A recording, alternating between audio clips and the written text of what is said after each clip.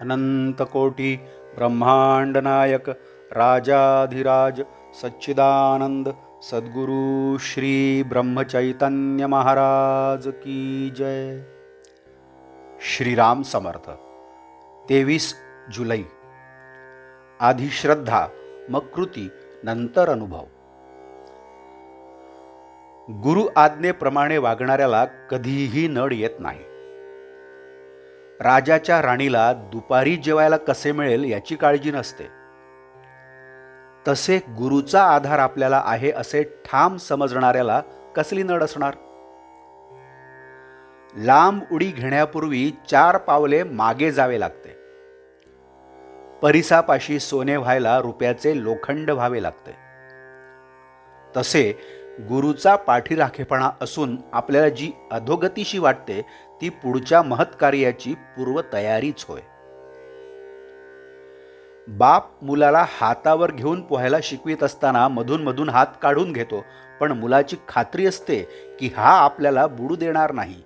तसा आपल्याला सद्गुरूचा आधार आहे अशी आपण पक्की खात्री बाळगावी। आपण आजारी पडलो तर आपणच पैसे देऊन डॉक्टरवर विश्वास श्रद्धा ठेवतो। औषधाची काही माहिती नसताना ते आपण घेतो। व्यवहारात जर असे आहे तर मग श्रद्धा उत्पन्न झाल्याशिवाय आपण नाम घेणार नाही असे म्हणणे बरोबर नाही। डॉक्टरवर विश्वास ठेवतो याचे कारण असे की आपल्याला जगायची इच्छा आहे। तसे भगवंताच्या प्राप्तीची तळमळ असेल तर मनुष्य त्याचे नाम घेतल्याशिवाय राहणार नाही। आधी श्रद्धा मग कृती आणि नंतर कृतीच्या फलाचा अनुभव असा व्यवहाराचा नियम आहे। परमार्थामध्ये आपण त्याच मार्गाने जावे। व्यवहारात तुम्ही एकमेकांवर जेवढी निष्ठा ठेवता तेवढी जरी भगवंतावर ठेवलीत तरी भगवंत तुम्हाला खात्रीने समाधान देईल। आगगाडीत ड्रायव्हरवर विश्वास ठेवून आपण स्वस्थ झोप घेतो, त्याचप्रमाणे भगवंतावर श्रद्धा ठेवून काळजी न करता आपण स्वस्थ राहावे। ड्रायव्हरपेक्षा भगवंत नक्कीच श्रेष्ठ आहे।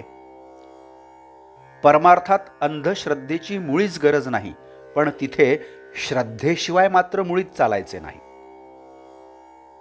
सांगणारा कसाही असला तरी ऐकणाऱ्याची जर खरी श्रद्धा असेल तर त्या श्रद्धेनेच त्याच्या अंगी पात्रता येईल। संतांच्या सांगण्यावर पूर्ण श्रद्धा ठेवावी। अशी श्रद्धा असणे ही फार भाग्याची गोष्ट आहे। खरे म्हणजे अशी श्रद्धा ज्याला लाभली तो लवकर सुखी झाला। आज आपल्यापाशी ती नाही तर निदान आपण स्वतःशी प्रामाणिक बनूया। आधी पुष्कळ चिकित्सा करून आपले ध्येय ठरवावे, पण एकदा ते ठरले की मग निश्चयाने आणि श्रद्धेने त्याच्या साधनात राहावे। आपण परमात्म्याजवळ मागावे की तू वाटेल त्या स्थितीत मला ठेव, पण माझे समाधान भंगू देऊ नकोस। माझा मीपणा काढून टाक, तुझा विसर पडू देऊ नकोस। मला अमुक एक तुझजवळ मागावे अशी इच्छा देऊ नकोस।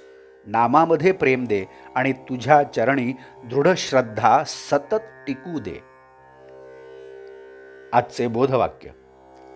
श्रद्धेशिवाय कधी कोणाला परमार्थ साधायचा नाही। जानकी जीवन स्मरण जय जय राम। नमस्कार। आपण या चॅनलला अजूनही सबस्क्राईब केलं नसेल तर कृपया सबस्क्राईब करावं ही विनंती। आपण या चॅनलला सबस्क्राईब करा, लाईक करा, शेअर करा। आपल्या काही कॉमेंट्स असतील तर त्यासुद्धा द्या, पण बेल आयकन दाबायला मात्र विसरू नका। धन्यवाद।